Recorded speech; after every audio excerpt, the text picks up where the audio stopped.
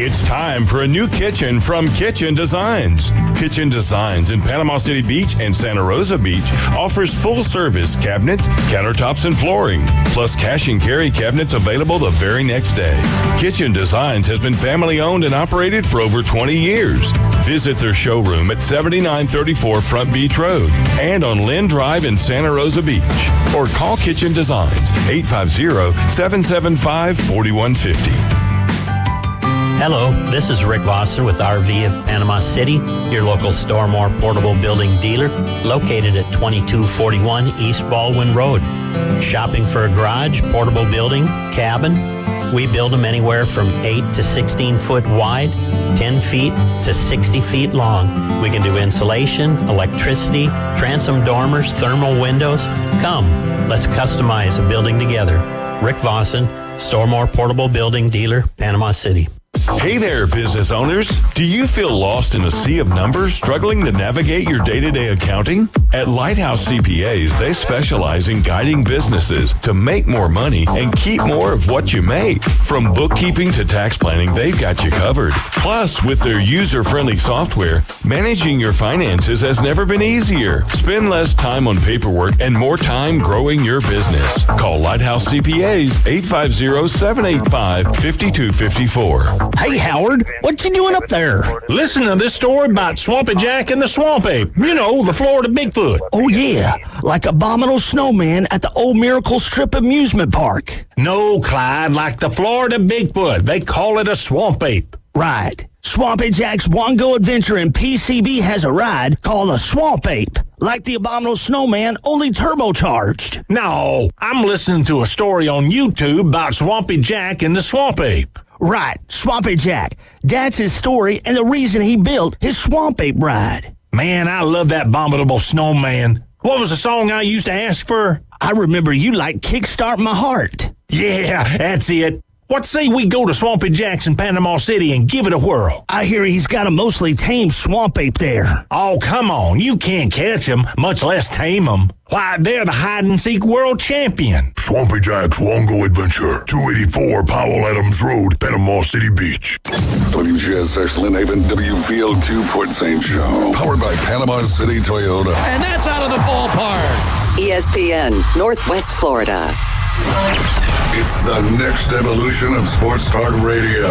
The biggest stories and the biggest reactions. Now. And now, we're taking... With the first pick. This is the last ball you got to bat. The Inside Drive. From college to the pros. Interviews with the newsmakers, sports betting, your phone calls, and more. And now, The Inside Drive with Ryan Mulvey. Broadcasting from the Bill Kramer Chevrolet Buick GMC and Kramer Marine Outdoor Studios on ESPN Northwest Florida. What's poppin'? Brand new whip, just hopped in. And good Wednesday morning. You're listening to The Inside Drive live here on ESPN Northwest Florida. I like when we mix up the intro songs. You know, we don't have to stick to the same one. It kind of keeps me on my toes, and music just puts you in a mood depending on what it is. And that's a big responsibility you have every morning here. Well, it's luckily we just had a conversation right before the show started when this song came up. So I was like, all right, well, we'll go with that direction. What was it, about 3 or 4 weeks ago that we had a poll for, all right, we're going to play the same intro song, and then it's kind of just divulged or turned into something where it's different every day. I like it because every day is different, no doubt about it. We appreciate you tuning in. We appreciate all the support and love for the families of local shows here on ESPN Northwest Florida. As always, 104.3 in Panama City Beach, and the surrounding areas. 101.9 down there in Port St. Joe along that beautiful Forgotten Coast. The Tarpon are certainly running right now, that's for sure. You can also follow, watch, listen, like, comment, share, subscribe, whatever other adverbs that you can do with our social channels. That's ESPN Northwest Florida on Facebook, X, and YouTube. Of course, you can download our free mobile app inside the Google Play or Apple Store. That one you do need to put a little 104.3 in front of that, ESPN Northwest Florida. You can obviously go to ESPNPC.com as well. There's a little best debate link there that you can click to do some voting that I'm about to talk about here in a second. And then, of course, follow the Inside Drive on TikTok as we share a lot of Keith's content, a lot of funny stuff in the show. But, we haven't had as much Jay Henley lately, although we will have him today, I think, at about 11:30 as his junior camp this week is well underway. But I think it gets done at 11, gives him a little time, break down, pick up all those teas he talks about, and then maybe grab him a few cheeseburgers and head on into the show. So we'll see him here in a little bit. And then, of course, it is U.S. Open week. We are on the eve of the U.S. Open, and we got Keith Fleming joining us as we do every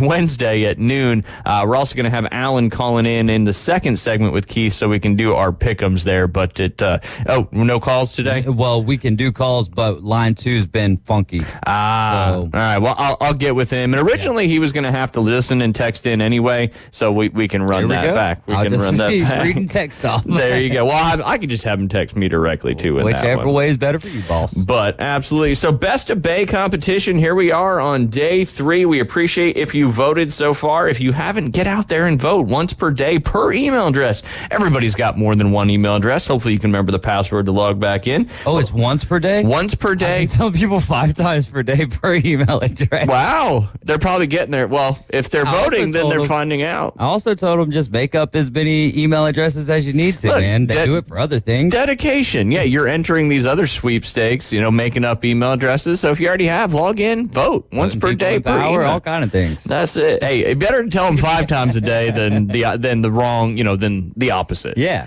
But anyway, one time a day. Get out there. The link is on ESPNPC.com. It's on our Facebook page as well, and I'm about to also drop it in the comments of the live show today. So if you want to make it easy to vote, all you got to do is find one of those. We appreciate you doing it. Multiple categories for our ESPN local shows here. Some of them a little surprising, starting with that DJ for weddings and events. The Coach James Hale Show somehow made it in that one, but we don't really care. We're gonna try to bring them all home, that's for sure. We also got planner for wedding and event. Sam Peoples from the Braves Dugout podcast made that one. And then, of course, the radio personality show. We got the Afternoon Underdogs. We got the Coach James Hale Show. We got the Inside Drive, as well as Sam Peoples with the Braves Dugout podcast. Give us a vote if you want to mix it. Or, if you got 4 email addresses, you can vote for each show with one email address. There you go. And I mean, how many people actually only have one email address? There's nobody. Unless, you're in the upper age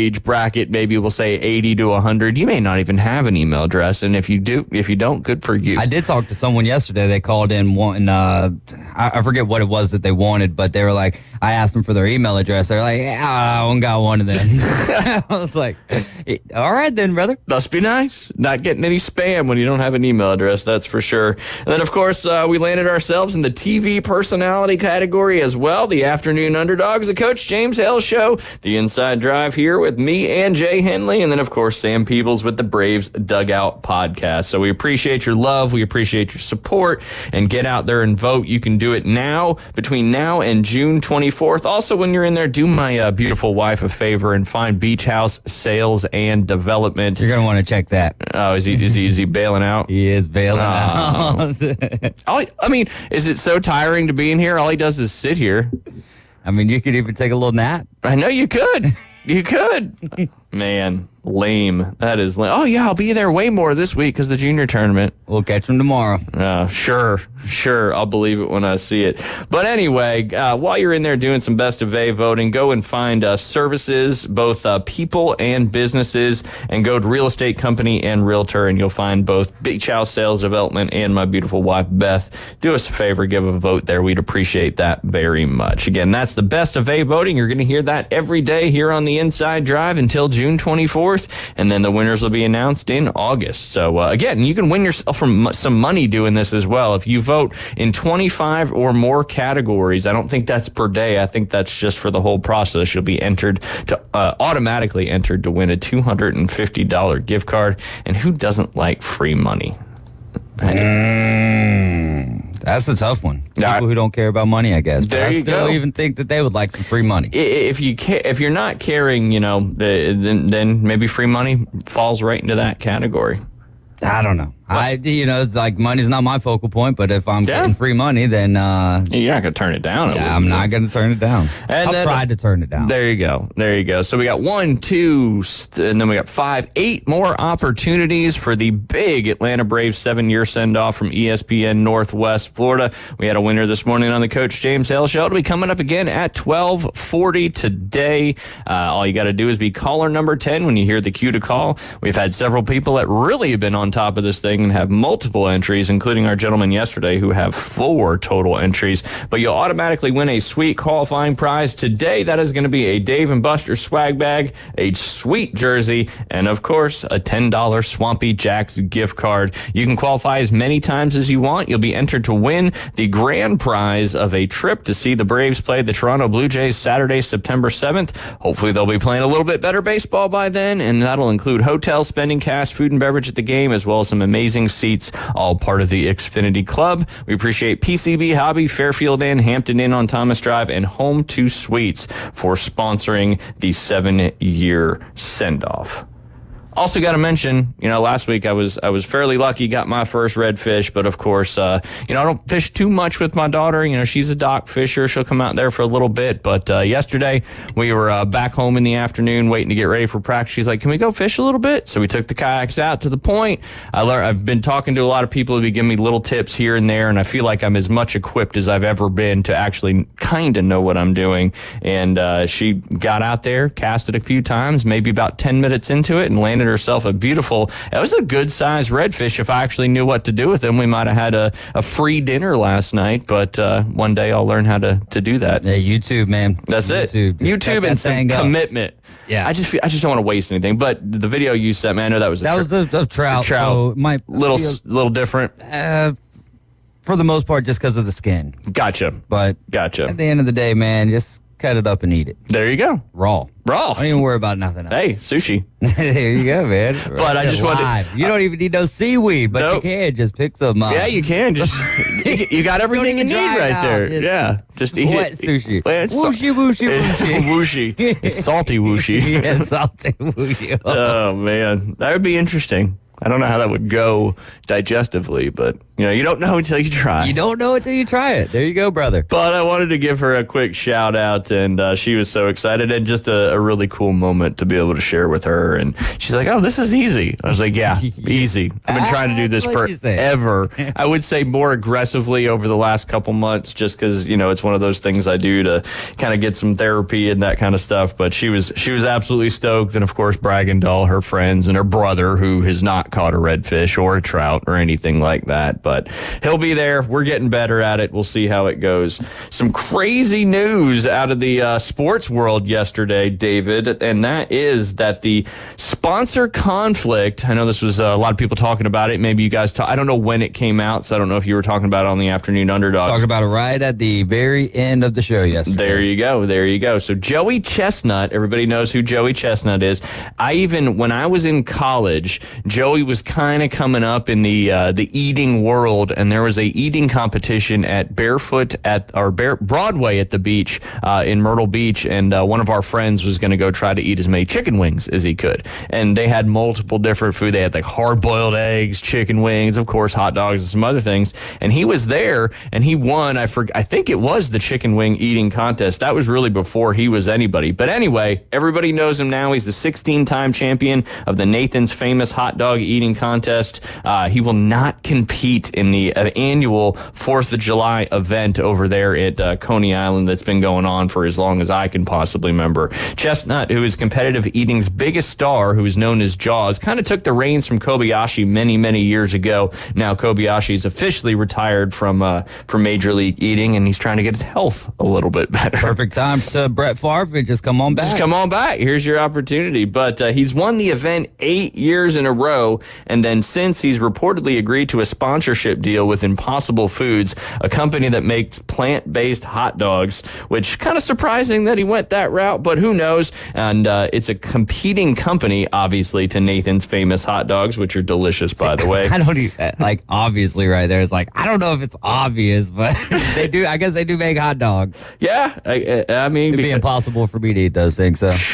I mean, a hot dog is just a bunch of nonsense anyway. Yeah, so, but it's actually it's parts of meat. Yeah, not plants. Yeah, it's not plants. I still don't understand how all that works. But anyway, there's some people who need to eat just plants and whatnot, you know. Yeah. So I'm not knocking it, and I'm not trying it. So there you go. You're Switzerland. You're right there in the middle. Right there in the middle. That's what you enjoy. Enjoy it, bro. But this is kind of similar. I know this is kind of a hyperbole, but it would be like Michael Jordan saying to Nike, I'm going to represent Adidas too, is what Major League event organizer George Shea said. See, I think that's a little different. Yeah. But, if someone else is saying that, like good for them. But the thing is Michael Jordan and Nike with a big partnership, like, the thing is you get to pick one of those when you're going into the NBA, right? Yeah. So, like, that's where it's different. It would be like the NBA telling Michael Jordan that, like, Nike's not allowed on the court, so you're not allowed on the court. Yeah, that's a better one. Major League and Nathan's, which were not sponsors of Joey Chestnut,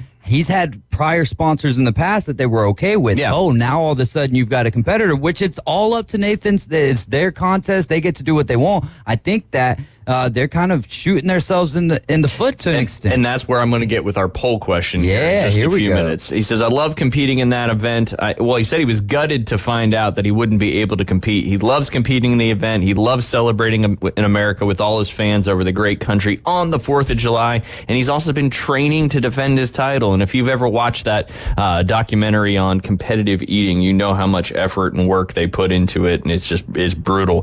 But sadly, the decisions Nathan's and the Major League Eating are making, and it will deprive the great fans of the holiday's usual joy and entertainment. And maybe, he's getting paid more money than, I don't know how much prize money they get on these things. I'm sure it's not a whole ton. But that brings me to the poll question, David Hayes. And it's something I always try to watch every year if I have the opportunity to. But will you... Okay.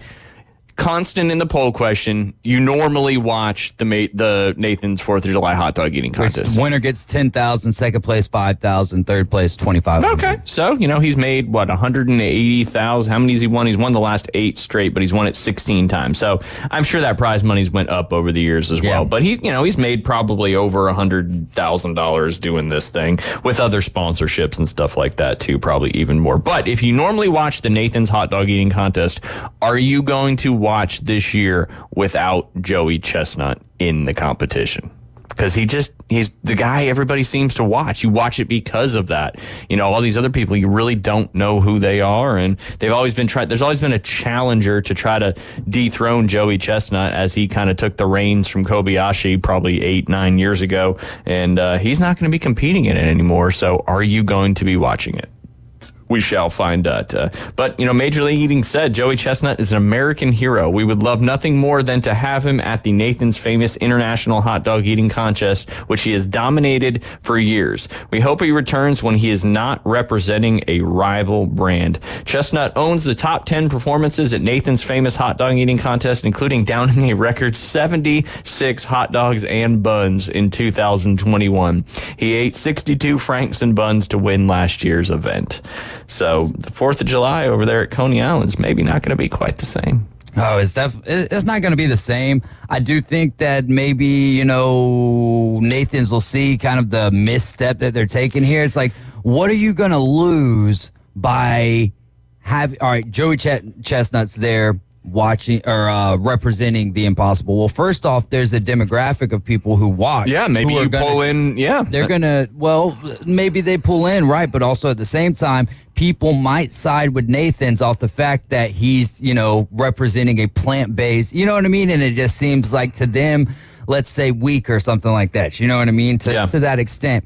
So you might lose that there. But I think that you lose a lot of people because it's like, all right, well, they're representing a brand that's a competitor of yours, but how much, I mean, is he walking up there with an impossible hot dog? You'd have to figure out something, right? Because the t-shirts, everyone wears the same t-shirts. So he would have like a little sponsor on the shirt. Nathan's could obviously be like, no, you're not allowed to do that. We're giving you the shirt. Maybe he wears a headband sometimes, right? So he could wear a headband donning the Impossible brand. I think there's ways to get around it, but I think Nathan's is and then I've also heard some theories from some of my friends and whatnot that this is a way for Nathan's to get a new winner in there. Yeah, no, it could be that, and trying to start kind of a new, because how much longer is he really going to be doing it? So that's an interesting point. But they're eating Nathan hot dogs too. It's not like he's bringing Impossible and eating those. Yeah, I mean, he's just getting, I don't know.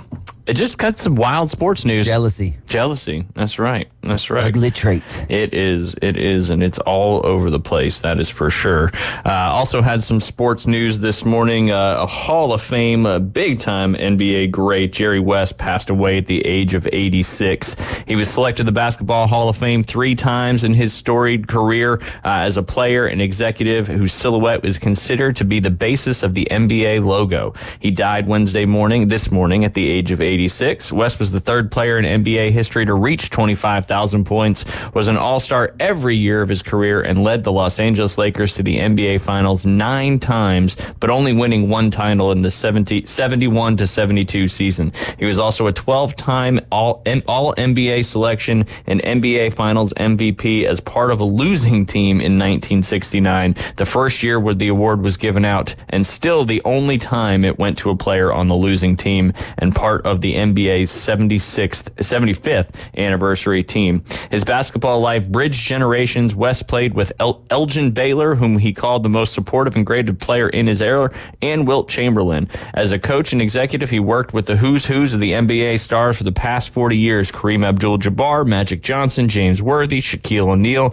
Kobe Bryant, Stephen Curry, Klay Thompson, Kevin Durant, Kawhi Leonard, and Paul George among them. Jerry West was a basketball genius and a defining figure in our league for more than 60 years, NBA Commissioner Adam Silver said in a statement.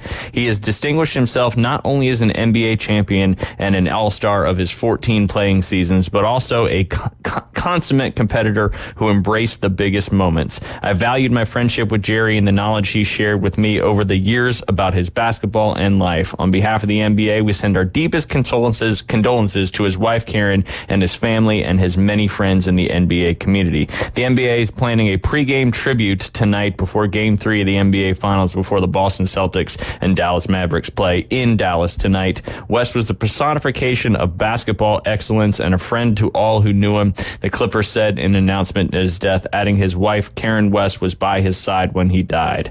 Following his playing career, West found title success as an NBA executive, building the Showtime Lakers of the 80s that won 5 titles in that decade, and overseeing the formation of the O'Neal-Bryant tandem. West stayed for just the first title in 2000 as the Lakers went on to three-peat.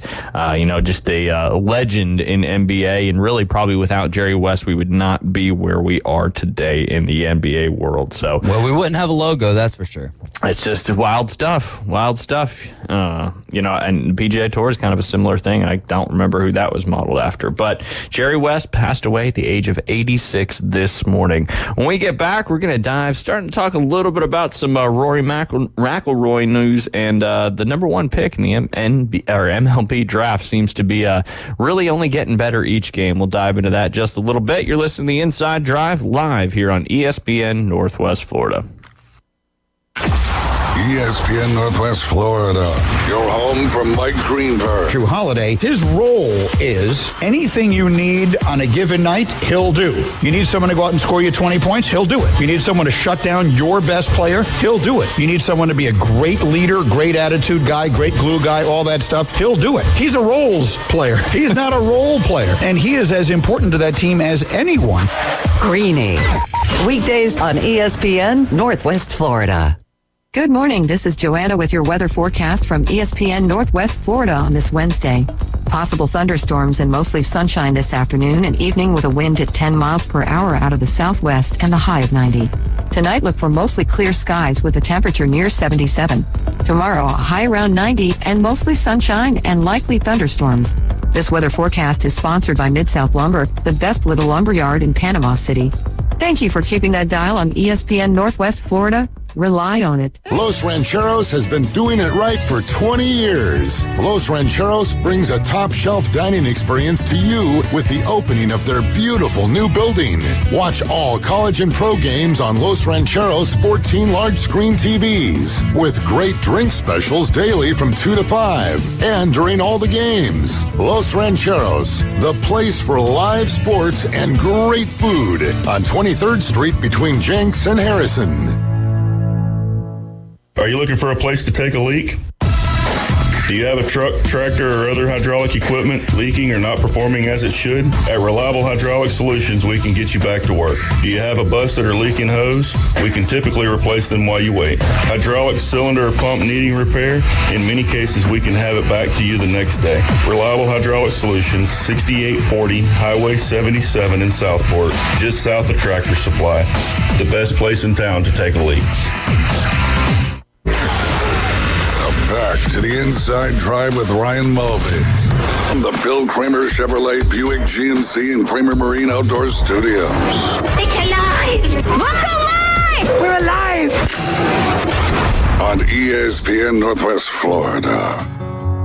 I'm just a hard-working, beer-drinking son of an average Joe. And welcome back. You're listening to the Inside Drive live here on ESPN Northwest Florida. Don't forget, coming up at the top of the hour, it is time for the U.S. Open preview with Keith Fleming.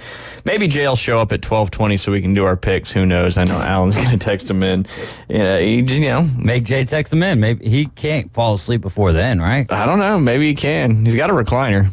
There you go. There you go. It's kind of one of those things. But anyway, there was some news that came out yesterday afternoon. We had already talked about it in the golf world, and it was that Rory McIlroy and his wife Erica were getting a divorce. Well, that has officially been called off as of yesterday. And Rory McIlroy said, over the past few weeks, Erica and I have realized that our best future was as a family together. So, interesting. You see a lot of this in professional sports world, and they originally announced it, and now here they are moving forward. So I've got some speculation, David Hayes, because that's, Speculate then. That's what we do. For him is congratulations. Yeah, there you go. Making it work. But here's my thought, right? She was not happy because of his lengthy travel schedule and being away from the family so much. There's a certain tour that you don't have to travel as much, and when you join it, you usually get paid a pretty large sum of money. The LPGA?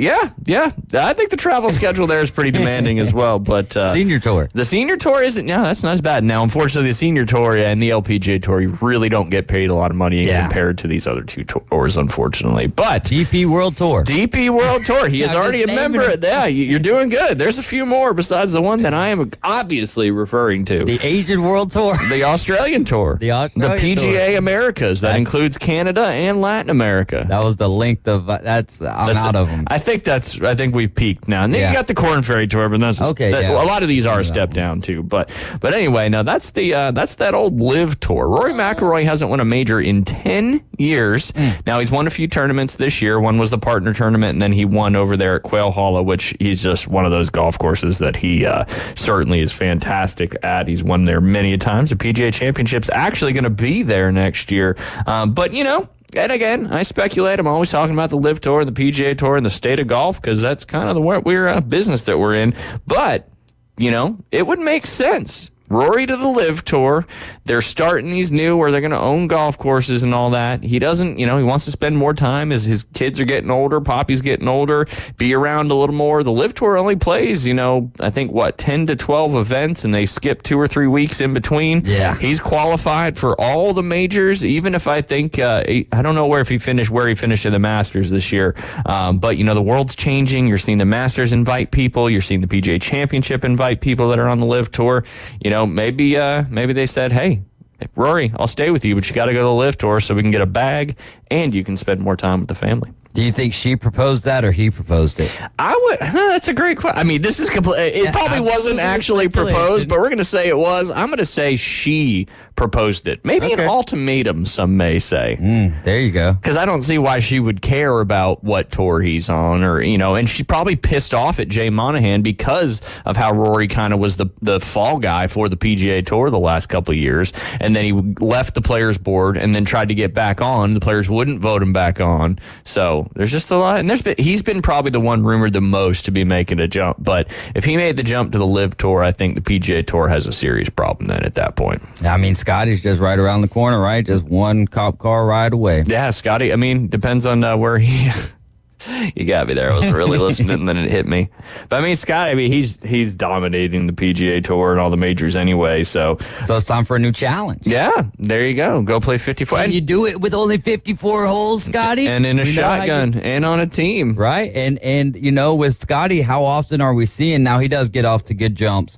But it's that final day, that Sunday for him, where it's kind of moving day a lot of the times, where he's like 5 strokes back, finishing up Saturday, and then all of a sudden Sunday's on top of the world. So that could be a little bit more difficult for him in the LIV Tour. I like that. I like that perspective. The other perspective could work just as well. He's still the best golfer, though. No doubt. No doubt. We're going to talk a lot about him coming up at the top of the hour. But, good for them. But, hey, I would not be surprised. Rory's got to not be happy with the PGA Tour. And, he's going to be exempt from majors for a while. They'll probably, even if he went to the LIV Tour, I think the majors would still probably invite him like they've done with the Taylor Gooches and Sergio Garcia and Adam Scott both got into the U.S. Open. I mean, Adam Scott plays on the PGA Tour, but, it'd just be interesting to see. I wouldn't put it past him, and maybe that was part of the discussion to get back together. No, I think your foreshadowing there could be spot on. I hope it comes to fruition, because that'd be fun. Yeah. I'd reference this day, June 12th, 2024,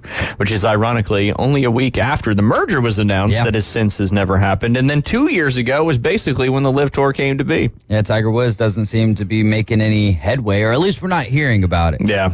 Yeah, I don't know. It's interesting with everything going on. But here we are on the cusp of the U.S. Open. I want to pivot to baseball for a minute. I know that's kind of your wheelhouse. But last night, the hype was realized, so to speak. Obviously, Paul Skeens has been having a great campaign so far, but he is already really, really, really good. Very warranted of that number one pick, no doubt about it. The 22-year-old second start fully announced his presence. Second start fully announced his presence. He flashed talent in his first outing, but in his second, facing the Cubs for the second straight time, he struck out 11 over 6 scoreless innings that a team who had seen him before. Now, when they said that, David, I'm thinking they kind of know where they can scout him a little more. They've seen his pitches. You can see his tendencies. So you got more of an advantage in baseball when you've seen somebody before. You would like to think so. I don't think that the numbers always line up. That is more of an advantage, but you are more comfortable and you'll kind of be in certain counts, right? So now you've got the data, however you want to pronounce it, on potato. What he does in a 3-1 count with a right-handed batter, what he does with a 2-2 count, what his pitches look like, how live they are. And so, there's a little bit of an upper hand there to the batters, but the kid's just good. He's good. In his 5th MLB start previously facing Shohei Ohtani, who was recently compared in the survey we talked about to Babe Ruth, Skeens blew by 3 straight 100-mile-an-hour plus fastballs to the best hitter in baseball. While Ohtani later sent a 100-mile-an-hour pitch over the center field fence. It was great theater, part of a duel, not a compensate. I don't even know what that word is. A guy drafted 11 months prior clearly belonged on the field with the world's great batsman. And then there was last night. Kudos to the St. Louis Cardinals fans either. Matthew's dad, Ian, was talking about how they're the best fans in the world. And, they showed that last night. And then there was last night, Skeens' 6th career MLB start, which saw him fan 8 Cardinals and getting a standing ovation from the St. Louis crowd after throwing another 6 scoreless innings. Pretty cool stuff there by the St. Louis crowd to recognize, what this kid is doing so far so early in his career. When I saw that last night, when I saw the update, the highlight of, just how great he was pitching, and then you see him walking off the field, and the Cardinals, who are good fans, and recognize good baseball. I mean, a lot of Major League Baseball fans recognize good baseball, but they don't applaud good baseball all the time when it's happening against them. Now, I do wonder, let's say that the score was 10-0, in this position and not a 0-0 or 1-0 ball game at that point in time. How do the Cardinals fans react then? Yeah. But all of his starts, he hasn't allowed any more than 3 runs in 6 career starts. I mean, just absolutely impressive. But I would say even more so impressive than Paul Skeens. No, I can't say that. Very, very close second was the St. Louis Cardinals fans last night. No, absolutely. Skeens stat line through 6 starts. He's 3-0, 33.1 innings pitched, 46 strikeouts, and 9 earned runs allowed. He hasn't thrown enough to qualify in any major statistical categories yet, but if his 2.43 ERA was eligible, it would rank 10th in the majors. His 12.5 strikeouts per 9 innings would rank 1st. It's difficult to think of a great comparison thus far. The easiest grab is Steven Strasburg, another number 1 overall pick who lived up to the hype early and had an eerie similar start through 6 outings. I even polled Windrop, that he's a writer with Levy Weaver, to help with some names, and this is the list that they could come up with. This is from The Athletic. Last year, Yuri Perez was electric through 6 starts, but was not the strikeout pitcher Skeens is. He didn't have the name that the coming out, like Strasburg had the name going into this. Yuri Perez didn't. Not to this level. Yeah, absolutely. And even the hype coming out of, I think that's what you're saying. 2013, Jose Fernandez came close. Same goes for 2015, Noah Syndergaard. You have to go all the way back to the early 2000s for better comps. Roy Oswalt was great through his first 6 starts back in 2001, but he'd thrown 8 relief appearances beforehand. Brandon Webb's 2013 debut stretch falls into the category too. Do you remember those? Oh, yeah. So I don't remember Roy Oswalt coming out of the bullpen necessarily, but and really don't remember the beginning of his career. He just had a very storied career. Yeah, absolutely. But they're saying we're witnessing a wonderful start for a generational prospect. Don't assume the run continues, but the fact he's already a legitimately good MLB starter is breathtaking nonetheless. Skeens is good enough to make us wonder if the Pirates might actually buy at the trade deadline. I mean, they're not too far out. The Brewers are playing really good ball. They're 11 games over 500, I believe. But the Pirates not too far behind at 32 and 34. I don't know if they become complete buyers, but maybe they shy away from selling because they have a good little nucleus over there in Pittsburgh. And we'll just have to see, man. It's going to come down to injuries, as it does with most pitchers. Like, is he going to be able to throw that hard for that long? Because that's a hard ask. Yeah. No pun intended. And it's kind of what we've seen trending in Major League Baseball as well, as you've got, a lot of these guys, multiple Tommy John surgeries, multiple UCL tears and coming back. And, maybe he can break that mold and be different and not have an injury like that, knock on wood, because I think he's certainly good for baseball, no doubt about that, especially being on the Pittsburgh Pirates. Young pitchers for baseball are always good, especially in this age where we're actually starting to go back to pitchers. It seems like some of the starting pitchers going a little bit deeper into games. I don't think that they look at innings as much as they do the pitch count these days. So once you get close to triple digits, they're going to yank you. But yeah, this is really good for baseball, especially for him to be as successful as he has been. And then there's something with the pitches over 99 miles an hour. He's got like 4 or 5 games where he's thrown X amount of pitches, and the other pitcher is also in the NL Central with Hunter Green at the Cincinnati Reds. Man, good stuff. Kind of, breaking that mold, like you said, of, throwing so hard that it messes you up. But so far, so good. We did just have some sad breaking news come out of Southern Miss, unfortunately. Hattiesburg, Mississippi. Marcus M.J. Daniels, the defensive back at Southern Miss, was shot to death Tuesday night in an apartment complex in Hattiesburg, a coroner said. Daniels' body was sent to the medical examiner for an autopsy. Forest County coroner Lisa Clem said. The 21-year-old Daniels was the starting quarterback for Southern Miss last season after transferring from Ole Miss. The 6'2", 190-pound senior, who had 28 tackles, 3 interceptions, and 2 forced fumbles last season, moved to safety for the 2024 season and was expected to start. Southern Miss coach Will Hall and other university officials joined police and emergency workers at the scene of the shooting.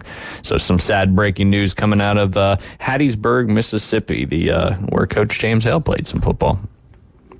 Yeah. Tough stuff. Yeah, he Tough did play stuff. football there. That is true. That is true. We're going to dive into some U.S. Open stuff here in our next segment. I'm going to tease a little bit of that right now. Just talking about Pinehurst number 2. We're going to open up our next segment with some audio from some of the players during the interview about talking about the difficulty and the challenges of what this golf course, not only what the U.S. Open brings, but what this golf course specifically brings up there in Pinehurst, North Carolina. And if you had a chance to play it or just been in Pinehurst, North Carolina, in a 15-mile radius in the Pinehurst area, you have 41 golf courses, including 10 that are under the Pinehurst umbrella. They've got 41 golf courses within a 15-mile radius. Golly. Absolutely. I wonder if there's had to have been people that's played all 41 of them. Oh, I'm sure. It's definitely a huge golf destination, and not only just going for Pinehurst, but you got, Mid Pines, Southern Pines, you got Tobacco Road, just so many great golf courses in the area because it's just a really good area to build golf courses on. It's the Sand Hills of North Carolina, which is great for drainage and all that stuff, but Pinehurst is now the home of golf. The USGA has moved it there, and it's just kind of one of those cool things. They've also got their I forget the name of the short course there that they recently opened, and they got a really cool. It's a pine cone. It's like their drink beverage cart thing, but it's a little par 3 course you play. And just if you ever want to make a golf trip and you want to go a little bit north, you just got to head up there to Pinehurst, and you're going to have a great opportunity. Southern hospitality at its finest, that's for sure. I was going to, Steve Wiley just texted, and I think I sent you it before. Tiger Woods won the 2024 Bobby Jones Award last night as part of the U.S. Open ceremonies, and just another award for Tiger Woods to win, and surprising there and interesting. Tiger Woods is up there, and what a cool thing. We talk about Charlie Woods all the time, and how is he going to be going through high school golf? Is he going to live up to the hype and all that stuff? But now Tiger said in his press conference yesterday that Charlie is his swing coach this week up there, and he said, "Who's seen me hit more golf balls than my son?" So maybe that would just be some wild stuff if that's actually who's really helping him with his golf swing there. Yeah. That'd be interesting. Old Charlie, getting some good stuff. The student is now the teacher. I gave the old wax on, wax off. That was very Mr. Miyagi-esque. Yeah. Very Mr. Miyagi-esque. But Pinehurst number 2, we talked about it yesterday, was opened in 1907, renovated back in 2011 to kind of get it back to the original form there of Donald Ross. Putter Boy's been there. It's just, if you are even a slight golf fan, it's such a cool place to go. The last 2 scores, I believe, were barely under par, except for Martin Keimer, who kind of had a great run at it, that's for sure. But as all the venues that have been played here for the U.S. Open, Pinehurst has had several. But with the number 1 amount being played, if I can scroll past all these winners, you've had the regions. What region do you think, David Hayes, for the U.S. Open has hosted the most U.S. Open championships? So I'll give you some examples. When you're saying region like Southeast, Northeast? Well, they also do it by state. So here, I'll give you some. Total South, they just lump the whole South into that one. And then you've got total Northeast, total Mid-Atlantic, and then it kind of breaks down by state there. And you also have total New England. So we'll go Mid-Atlantic, Northeast, or South. What do you think? I would say because of the time of the year that they play this tournament, Northeast. Bingo. You're very smart. Very intuitive. Northeast has hosted 59 U.S. Open championships. The Mid-Atlantic has hosted 49. Next, yeah. Yep. And then, you're exactly spot on. It's just so hot.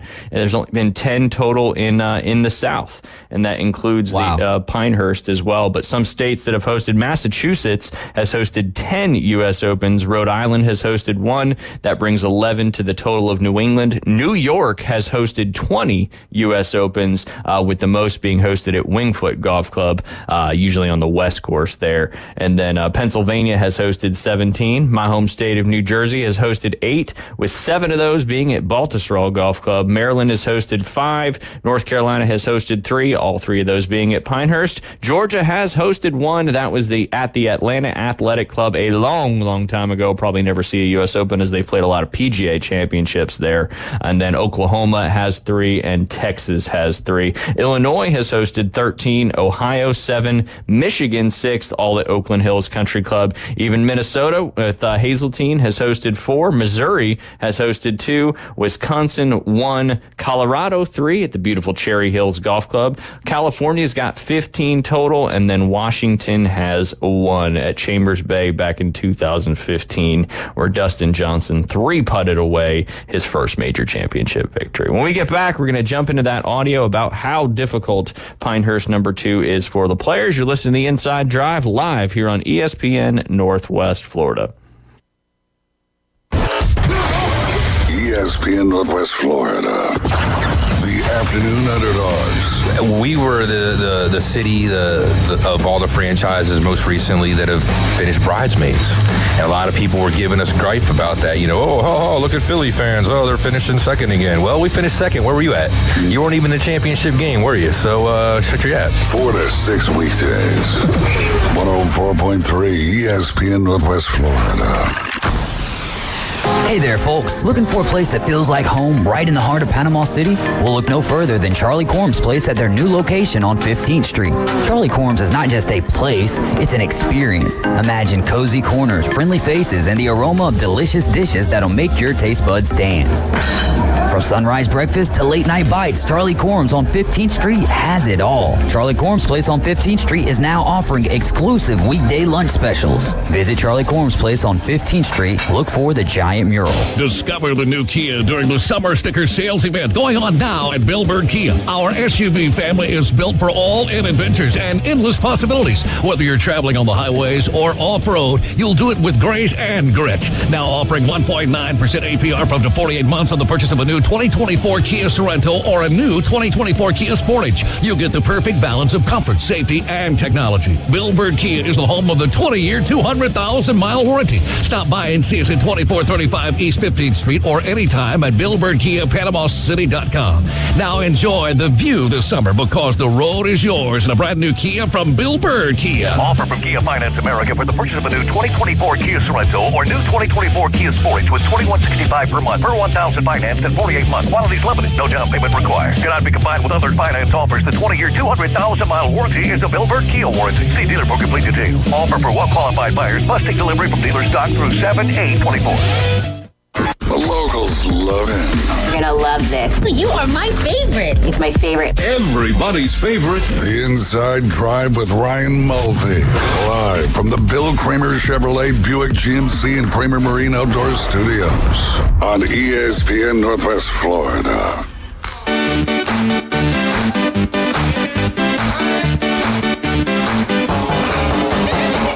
And welcome back. You're listening to the Inside Drive live here on ESPN Northwest Florida. Don't forget at the end of our couple segments there with Keith Fleming, and we'll make some stuff happen with the pick'ems as well. Maybe David will have you pick for Jay since he just kind of let us know right before the show that he wasn't going to come the hour and a half he was supposed to hang out. I'll communicate with Jay. There you go. I'll text him and be like, but if he doesn't answer, then it's up to you. And he's going to get a random generator type pick. There you go. Well, might be picking Live Stars. There you go. Hey, if you pick some of them, you might have a bad shot. But I think, Scotty Scheffler certainly got a huge advantage in this one.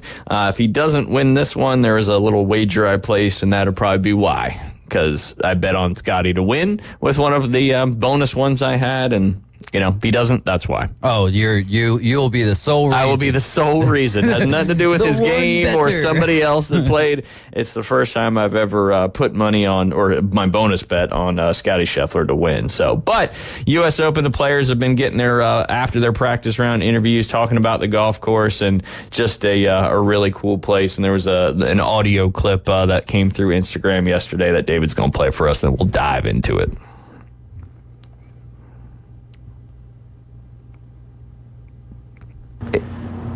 A ball striker's paradise. You have to hit it in the middle of the greens, and this is a Boo Weekly quote, but the center of the green never moves, so I try to focus on that this week. I foresee, just like in 05, watching some of the guys play ping pong back and forth. You hear about the greens, you hear all the stories, and you see it on TV, but you can't quite understand what it's like until you see them in person. Yeah, I mean, they are extremely fast. If they get any firmer and faster, the greens they'd be borderline. And they already are borderlines. Because it's so hard into the grain, if you're just off by a little bit, you're going to look like a fool. This golf course is going to test every single aspect of your game, especially mentally. Pinehurst is no joke. This is and you kind of heard it there. I mean, kind of the same sentiment for most of those guys. And, the first one was Bryson DeChambeau, and I think the last one was Tiger Woods, if I remember correctly. And, of course, we talked about Wyndham Clark's the defending U.S. Open champion. But you just don't hear guys talk about a golf course like this too often. Obviously, the U.S. Open is historic for being the most challenging golf tournament in their season, in the world, all that stuff. But over the years, some of these other venues that are, in some of the cooler places, the golf course maybe hasn't been able to play as firm and fast as they'd like it to. And, obviously Pinehurst number 2 is just absolutely wicked when it comes to the difficulty. And you kind of heard one of I forget which player said it, but kind of playing ping pong back and forth. I think if you watch the U.S. Open this week, you're going to see a lot of things you don't typically see from a golf tournament. And, when you're on one side of the green, these, like I said yesterday, you got buried elephants in all these greens. And there's just undulations and drop-offs that, the greens are rolling so fast, it's like a linoleum floor, and you just can't stop the ball. So if you miss by a foot when you're chipping up or whatever it may be, you're either back right at your feet or you're across the other side of the green. And, in the U.S. Open, you're going to make mistakes, and mistakes at Pinehurst just get absolutely exemplified because of the difficulty of the green complexes. That's for sure.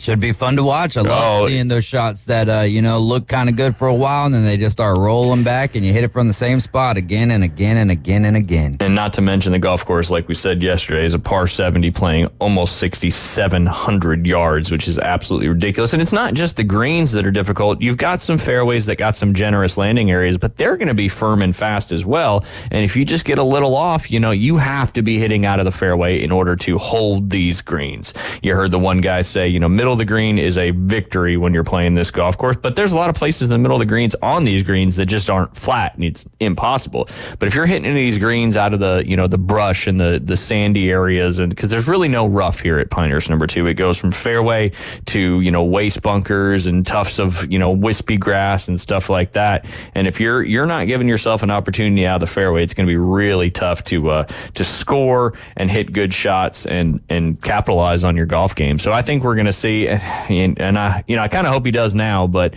is Scotty Scheffler going to be one of those guys? Because forget the first, I think it was Bryson DeChambeau was the first guy in that said this is a ball striker's paradise. What do we hear Keith Fleming all the time talking about with Scotty Scheffler? He is a pure ball striker. I was talking to him the other day. The PGA Tour average is, I believe, from 125 to 150 yards. Now, I don't know how many of those shots we're going to have here because of the length of the golf course. Scotty Scheffler's average proximity to the hole, if I remember correctly, is 11 feet 6 inches, where the PGA Tour average is 23 feet 8 inches. So he's a solid, 10 feet closer on average than the average PGA Tour player. And if he can just putt halfway decent, that's a scary combination. But, if he wins this U.S. Open, this could be one of the most dominant seasons in the history of golf, I think, in my opinion. Yeah, it's definitely shaping up to be that way. So, David, for you, as a kind of, I'll lump it as a casual golf fan, casual golf watcher. Putting strongly, but yes. Okay. No, I don't know what's below casually between not. But, what would you rather see? And I think I know the answer. Would you rather see these guys just tear up the golf course, shoot real deep under par, or would you rather see them struggle and really have to play creative, good golf in order to win one of the toughest tournaments in the world? I mean, always seeing them play creative and fun golf is fun. But to me, it doesn't matter if everyone's sitting there at 17 under or if they're all at 6 under. If the leaderboard is jockeying, if there's a lot of movement there, that's what gets me interested. Yeah. So it doesn't matter. Hey, if they're crushing the golf course, then great, Obviously, we can't really compare ourselves to that, but you got so much too, right? Like from the top of the leaderboard to the guys who are just going to be making the cut. There's going to be some bad golf to be watched there as well. Absolutely. Maybe they don't show it as much, but yeah. So I would like to see if I get a choice in the matter, I would like to see it around, like the winners around 6 or 7 under par. Okay, I like that. I mean, the Pinehurst. Or over, that would be awesome. Yeah, over par. That's how the Open used to be, and then everybody just hits the ball so damn far now. But if the golf course holds up to the teeth that it's saying it has, I think on Sunday, unless Scotty Scheffler just runs away with another one, you're going to see guys trying to hold on more so than go win the golf tournament, just because this is a golf course that you have to 100% take what it gives you. And, you can't be aggressive on certain areas and you can be in others. The U.S. Open over the last, 10 years or so, we did have one of them that did finish under par. Last year, we do remember that was at Los Angeles Country Club when Wyndham Clark held off Ricky Fowler, who everybody was excited about, that thought maybe he'd get his first major.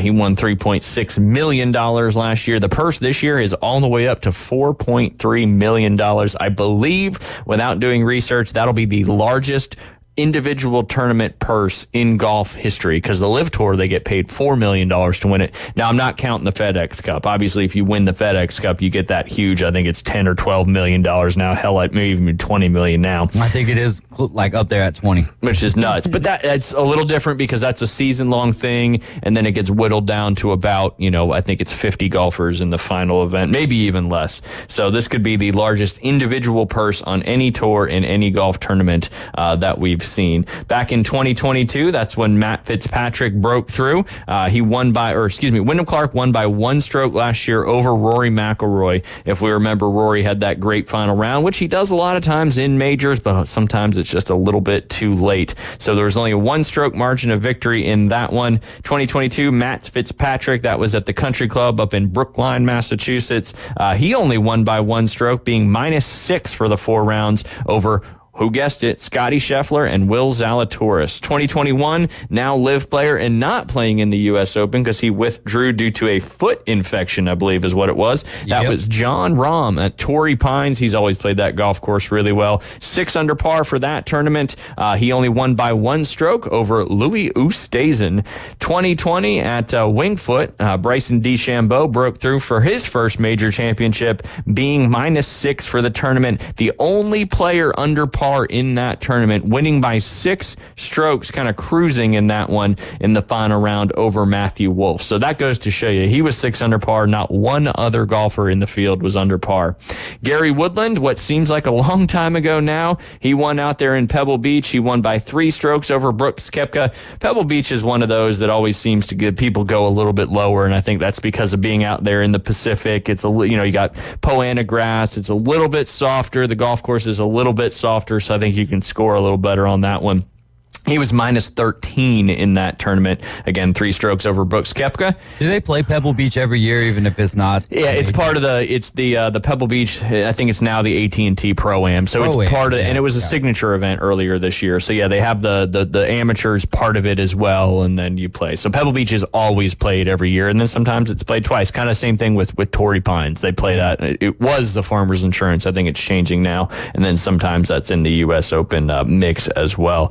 The last time a winner was over par, that was Brooks Koepka at Shinnecock Hills, which is another extremely difficult golf course up there on the island in New York, and just a tough golf course. Only won by 1 stroke. He was +1 for the tournament, and that was his second major back-to-back, as the previous year he had won in Erin Hills. First time ever played at that venue in Wisconsin.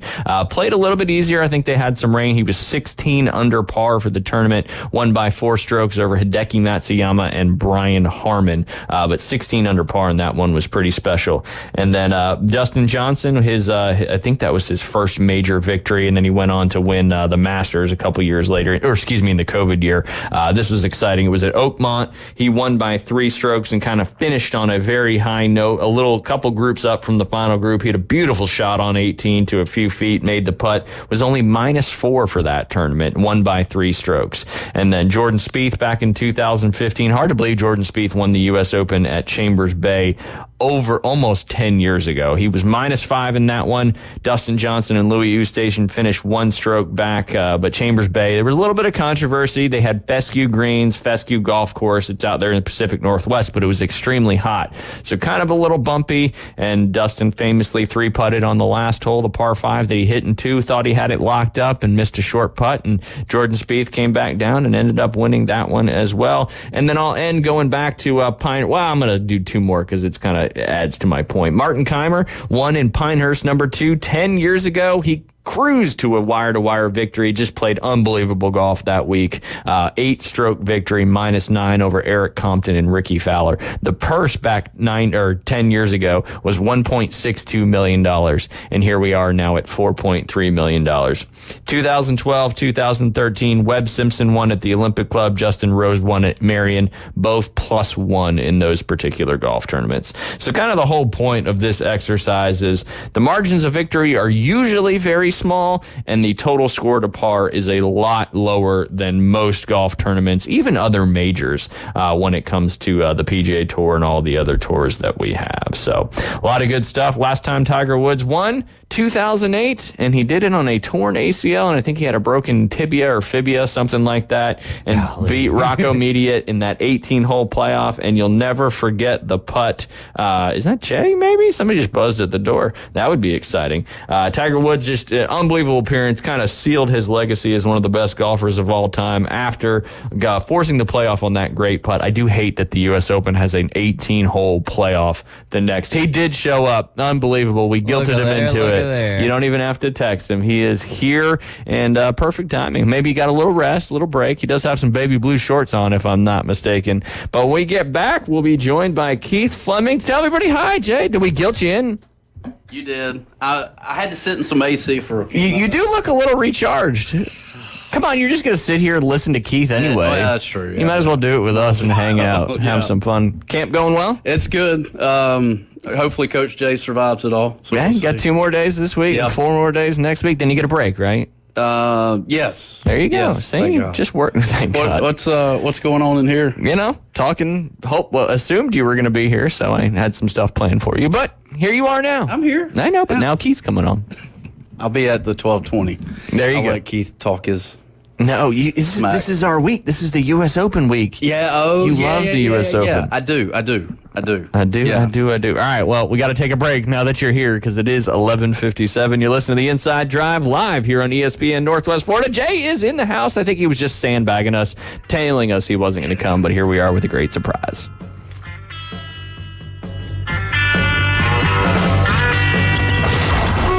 ESPN Northwest Florida, the Paul Feinbaum Show. Yeah, I mean, hell, I've been arrested 12 times. Really? Yeah. Well, that's not smart. I went before the judge. I'll never forget this. Boy, I paid $700 to a lawyer that didn't do a damn thing for me. Let's go ahead and name him right now.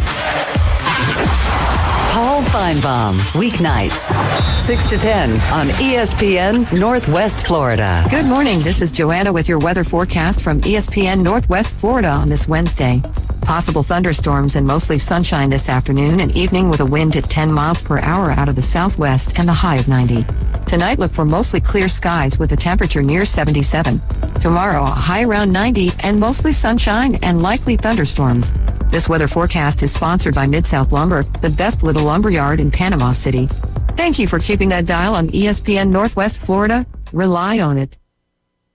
You're a real estate agent, not a social media expert, but you absolutely need a professional social media strategy. Stay on top of mind, top of feed, and be in more places. Introducing SocialStackPro.com, a tool for real estate agents that inspires your content with the power of ChatGPT built right in. Try SocialStackPro.com for free. Focus on building your brand, building relationships, and post like a pro with SocialStackPro.com.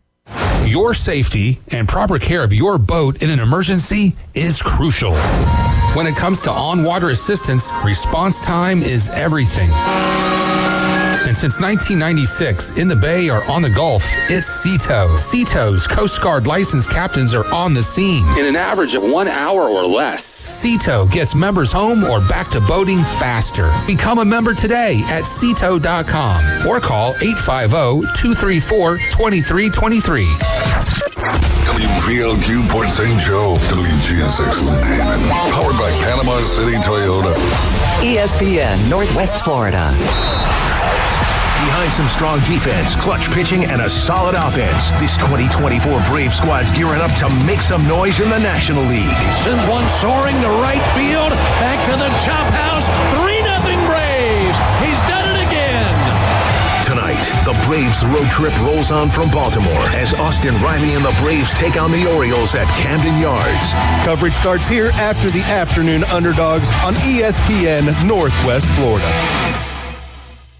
Broadcasting live from the Bill Kramer Chevrolet Buick GMC and Kramer Marine and Outdoor Studios. Have a quick stretch first. The Inside Drive with Ryan Mulvey. Must have pulled something playing hoops last week. And Jay Henley. I know you're not putting that rock up from here. You ain't got no Jay. ESPN Northwest Florida. Sky rockets in flight. Afternoon delight. And welcome back. You're listening to the Inside Drive live here on ESPN Northwest Florida. 104.3 in Panama City Beach, 101.9 in Port St. Joe. All of our socials, just search up ESPN Northwest Florida. Download the free mobile app. Where, Jay? Google Play or Apple Store. He still remembers that. The heat hasn't killed him yet, so he is rocking and rolling. We appreciate him stopping by. And, of course, you can follow us on TikTok, Inside.Drive, and go to ESPNPC.com. Get your vote on for Best of Bay. We'd appreciate voting any of the great local shows here on ESPN Northwest Florida. And while you're at it, go check out some of the categories that Kramer Marine and Outdoor and Bill Kramer GM are in right there at the corner of Frankfurt and 23rd Street, the mecca of car and boat dealerships. You can give them a call, 850-250-1403. The dealership will make it easy and take great care of you. And, of course, KramerMarineandOutdoor.com. The fishing is hot right now, just like our temperatures. You can give Kramer Marine and Outdoor a call, 850-851-0453. They'll get you back out on the water. You know, normally you're not here for Keith's segment, but Keith should be really, really feeling good about himself today because you were not here for the first hour. You weren't going to come in at all, and then you showed up just for Keith. Yeah, so, I did. You know, he should feel all the times as you weren't here. I think you made up for it today. Keith, how are you doing today? Well, I'm feeling especially loved knowing that Jay Henley took time out of his, I know, very busy schedule just for me. So you're the man, Jay. Well, Keith, I'm trying to win some money with this U.S. Open coming up, so I am all ears. Yeah. Yeah, well, all ears. I mentioned, I sent it in the group text, and I said it earlier, too. If Scotty Scheffler doesn't win this week, it is solely because of me placing a bet on him to win. I have never bet Scotty Scheffler to win any tournament because the odds are never really that great. Right. But you know what? I had a bonus bet, put it on Scotty Scheffler to win, so if he loses, 100% on me, Scotty. Don't make that happen. Get it going. All right, Keith, it is one of my favorite venues in golf, one of my favorite places to be in golf. It's just as I mentioned earlier when you were listening, 41 golf courses up there in the Pinehurst area in a 15-mile radius, including 10 at Pinehurst. Just if you love golf, if you love great golf courses, Pinehurst area is a great place to go. That is for sure. But it's U.S. Open time. I've played Pinehurst number 2. It is an absolute monster, and I think this week is probably going to play the hardest it may has ever played in its U.S. Open hosting history. That is not good news for the field. If you're unaware, this is the 4th U.S. Open that has been held at Pinehurst number 2. The most famous one is obviously the first that was held there, Payne Stewart making that putt on 18 to win at 1 under, hold off both Phil Mickelson, Tiger Woods. He tragically passed away in a freak aviation accident. A few months later, Michael Campbell then would win at even par a few years later, again holding off. Were you there for that one? Yeah, sitting on 18, hoping your boy would make a charge and have some excitement, but the crazy weird shirt with the back thing on the back, the New Zealandish type shirt, I remember that one like it was yesterday. Well, Michael Campbell, his one major championship. And then maybe the funniest part of the 2014 Martin Kaymer win was he was asked beforehand what the winning score was going to be, and he said plus 6 or 7. Whoa. And he went on to be 10 under through 2 rounds, ended up playing the weekend at just 1 over par, finished at 9 under. That is 8 shots better than any other player in the 4 U.S. Opens. He was just playing awesome golf in that little time period. And people forget Kaymer was, at that time, one of the best players in the world. That was his second major championship. His first one, unfortunately, I'm sure, is a bad memory for you, Ryan, because DJ really got screwed in that whole deal. But he did end up winning at Whistling Straits. Yep. And he was 29 years of age. That was his last PGA Tour win, kind of shockingly. But this is, without a doubt, Donald Ross's, in my opinion, masterpiece, Pinehurst number 2. Ridiculously good. And just what I'm really excited about is you look at the field and the players coming to this. I mean, I've been going on about Scotty Scheffler, it seems now, for weeks, but he's won 5 of the last 8. He's obviously coming in great form. I think a little has been lost on Xander, who finally got over that major championship hurdle at the PGA Championship. He now moves on to the U.S. Open, which he's played well in all majors for his career, but this has been the one that he's actually had the most success in. And then Bryson, a guy who's already won a U.S. Open, he's looking for his second U.S. Open win. He is, coming off a 5th-place finish at Augusta, runner-up at the PGA. So you have a lot of people that are playing, their best golf coming into this. But, again, it's going to be just such a difficult venue. I think that the winning score is going to be interesting. And what's so great about this venue, and I think, Ryan, this is probably what you got into, I'm sorry I missed earlier, is compared to traditional U.S. Open venues, it's in a class by itself. And that is because when you think of U.S. Opens, you think of thick, lush rough. Well, there's not any rough on the entire property. Instead, the fairways are surrounded by sandy waste areas full of that wiregrass and other local, vegetations.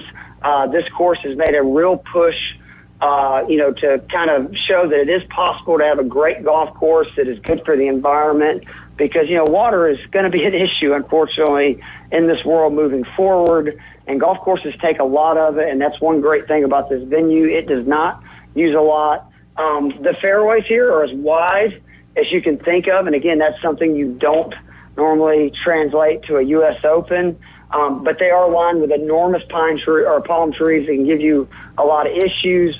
Johnny Miller, one of my favorite quotes about this venue, said that of the turtle shell shaped greens, it's like trying to hit a golf ball on a Volkswagen Beetle / Bug. Yep. And hold it. You're trying to hit this small. Yeah, that's the deal. It's a small spot, and if not, these small targets on the greens are going to lead to shots rolling off into those tightly mowed areas around it or waste areas that we mentioned, and then players can expect extremely firm and fast conditions, and I think that's why I agree with you that this may be the toughest it's ever played.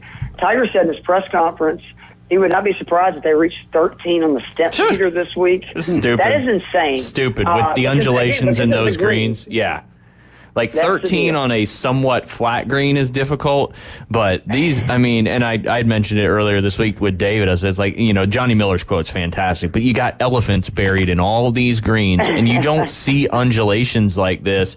And you've seen guys, if you've watched a lot of the practice round stuff, they're using 4 irons to chip, 3 woods to chip. You're going to have to be as creative as possible because, maybe Scotty will, but you're just not going to hit that many greens, and par is a premium on every hole you tee off on.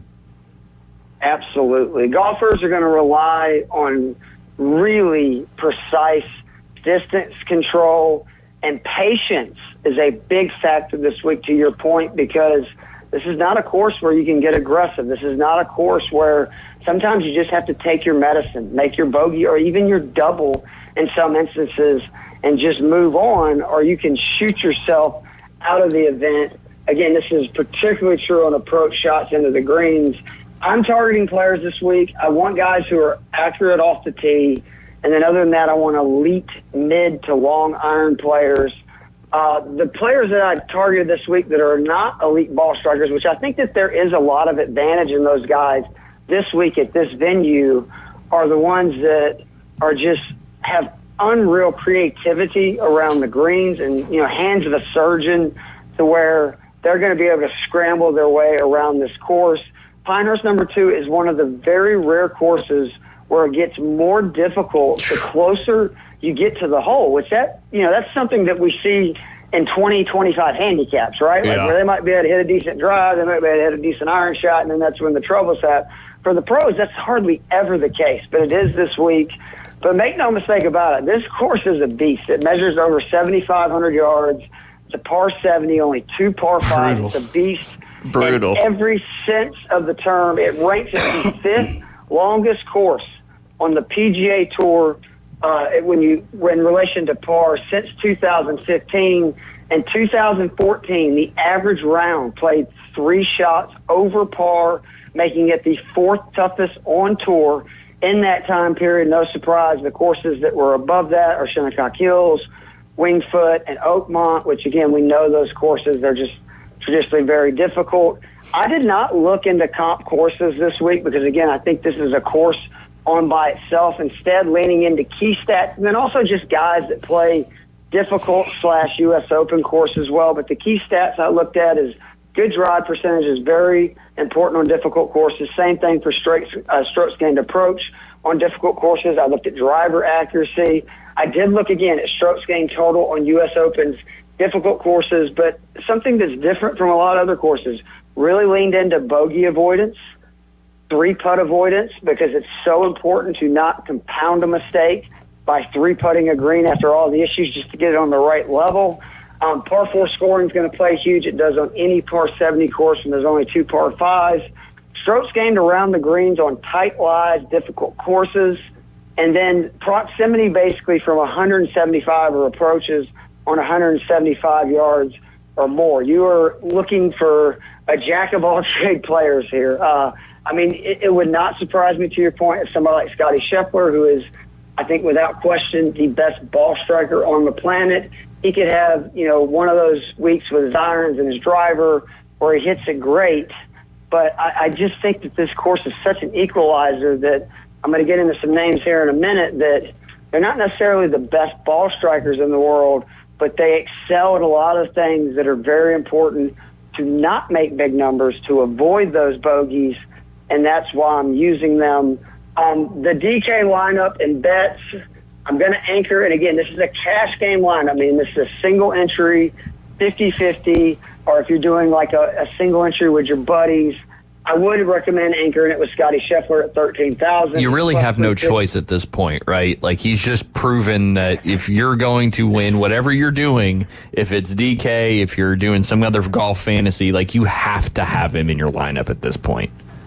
I put in my article in Fantasy Six Pack this week that I know it sucks. He's going to be high owned. I know he's costing a ton of your salary, but let somebody else make the mistake because, I mean, he's played in 3 U.S. Opens.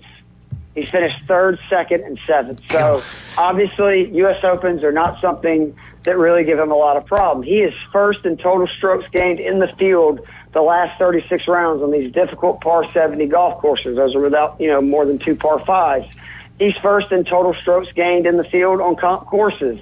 But this is where it just gets into where I think you can't not use him. What are we talking about? You're going to miss greens. Well, he's 4th on tour in scrambling. Almost 70% of the time, he's getting it up and down. He's 1st in birdie or better percentage. Birdies are going to be a premium, making almost 30% of the holes a birdie or better. The bounce back is the big one. He's 1st in bounce back percentage. Is 36.71%. That is right now a PGA Tour record. Now, Tiger is at 36.68, and I believe that was from his 2000 season. So, it again, shows how quickly, and for those that don't know, bounce back means if you make a bogey or more, you come back that very next hole and make a birdie or better. And then, oh, by the way, he's 1st in bogey avoidance, only making a bogey 9% of the time. He's 3rd on approaches from 100-plus yards, and he's 1st in approaches for all these distances, 75 to 100 yards, inside 100 yards, 100 to 125 yards, 150 to 175 yards. And then, to me, the coolest stat, and I've given a bunch of them, he is now 1st in par 5 scoring average, 1st in par 4 scoring average, and 2nd in par 3 scoring average. He is literally playing a different game than everybody else on tour, and for that reason, I just have to put him in my lineup. We will have to get a little more creative with the rest of it, but that's okay. If he, real quick, if he wins this week, because I think this is probably the biggest test to his quote-unquote dominance of what he's done so far this year. If he wins this week, even if he dominates or if he just wins by 1 and ekes it out, I think we're then talking about maybe one of the greatest seasons in professional golf history. No matter what he did the rest of the year, just having 6 wins and 2 majors is already and Sawgrass in that elite in that elite class, right? I mean, if you look at the venues he's won, he's basically won at all really difficult venues. And, I mean, he has a chance. Me and my dad were talking about this yesterday, that he wins this week and then wins a few more. It is not out of the realm of possibility that this could end up being the greatest PGA Tour season of all time. So that is pretty historic when Sam Snead won 11 events. I mean, Tiger won 9. Tiger won 3 majors in a year. There's just a lot of stuff at play. Yeah. I'm going to, again, Koepka at 10K is going to be my second guy on my lineup. He's 22-1 to win. And this is probably a little bit of a risky pick, but I just believe in Koepka. He finished T4th at Pinehurst in 2014. That was only his second U.S. Open start, first as a professional, and 4th major start overall. He's finished T4th or better in 5 of his last 9 U.S. Opens, so he likes this difficult setup of U.S. Open golf. Elite iron player. He excels on tough courses. And what I mean by that is, those courses I named, right, were the only courses that are tougher than this one. Well, he won at Bethpage. He won at Shinnecock Hills. And just winning at Shinnecock, you can play anywhere. He's won at some courses, and Erin Hills is actually a golf course that in some ways, similar with the runoff